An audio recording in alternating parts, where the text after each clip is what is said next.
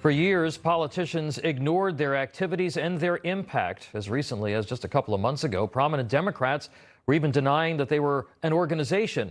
Now the Trump administration has started making strides, preventing further violence from being done by Antifa. President Trump designating Antifa as a domestic terrorist organization back in September.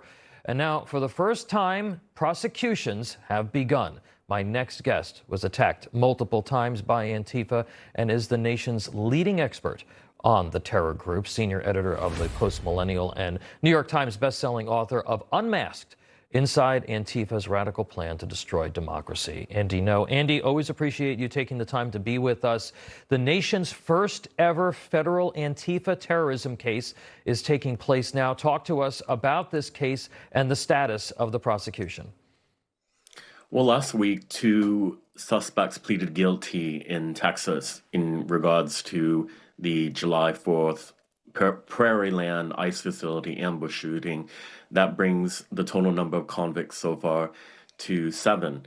And as part of the plea deals, they agreed to a set of stipulated facts. With the two recently who just pleaded guilty, they admitted that they aided a Antifa terror cell. Those were the words that they admitted were true. And they transported the alleged ringleader gunman who was a fugitive around the Dallas area, trying to hide him as he was on the run for about 11 days. Was a Texas most wanted, FBI most wanted back in July. The week before that, 5 had also pleaded guilty, all of them to the same federal charge of providing material support to terrorists. This has never happened before at the federal level involving those who are self-admitted Antifa. Yeah, Biden's FBI director, Christopher Wray, called Antifa an ideology or a movement, but not an organization.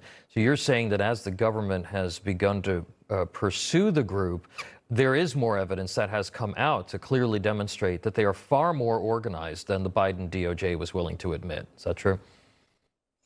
Yes. If you look at the set of stipulated facts that the 7 convicts have agreed to, it's quite detailed. They admit that they organized around an Antifa ideology, that they functioned as a cell, that they had associations with the Socialist Rifle Association. So if people want to dismiss my reporting on Antifa, then you can look up the court documents out of Fort Worth, Texas, and you could read what these people admitted to in their guilty pleas. Now, Andy, you were part of a roundtable discussion with President Trump in October. Here's a short clip from that. It really feels unbelievable to me that on the streets of America that this type of violence against citizens could become so routine and accepted and cheered on by people. Although, you know, in the immediate aftermath of Mr. Kirk's assassination, we saw again that type of depravity play out on quite large swaths of the left. So there's a deep sickness that's in this country right now.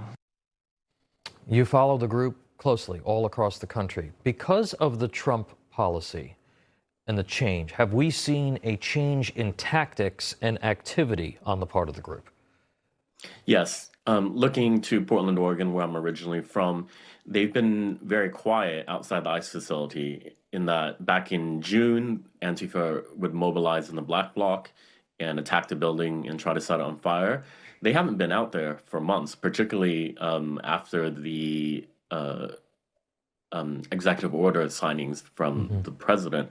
So I think they're just trying to buy time right now and hope that Democrats get into power so that then they would have a federal government that would essentially be turning a blind eye to far-left political violence. Andy, has progress been made on identifying the funders of the left-wing terror group? Some. I think it's very complicated because we're not talking about a central organization. You have to think of it as a movement, and how it can manifest on the ground in Texas, in Portland, is different internationally. I think the State Department made huge progress when it recently designated 4 European Antifa groups as foreign terrorist organizations on the same level as Al-Qaeda and ISIS, by the way. And it makes it a criminal offense to provide material support to the European Antifa groups, to give them money or any type of support. So those are some steps that can be taken. It's much more difficult domestically because a lot of how the Antifa funding works in the US is through entirely lawful means, in that they work through nonprofit groups that fund various projects that have innocent sounding names. And it's difficult to draw the connections to the actual violent militancy and the funders. Yeah, well, maybe it's, next time we have you back, maybe we go through some of those nonprofit groups. Because folks can be duped into giving money to an innocuous sounding organization that is actually connected to the terror organization. But Andy, thank you so much for keeping an eye on all of this, and we're going to keep in touch with you as the crackdown on the organization continues. Thank you. My pleasure. Information. Truth is freedom. Is Newsmax. It's real news for real people.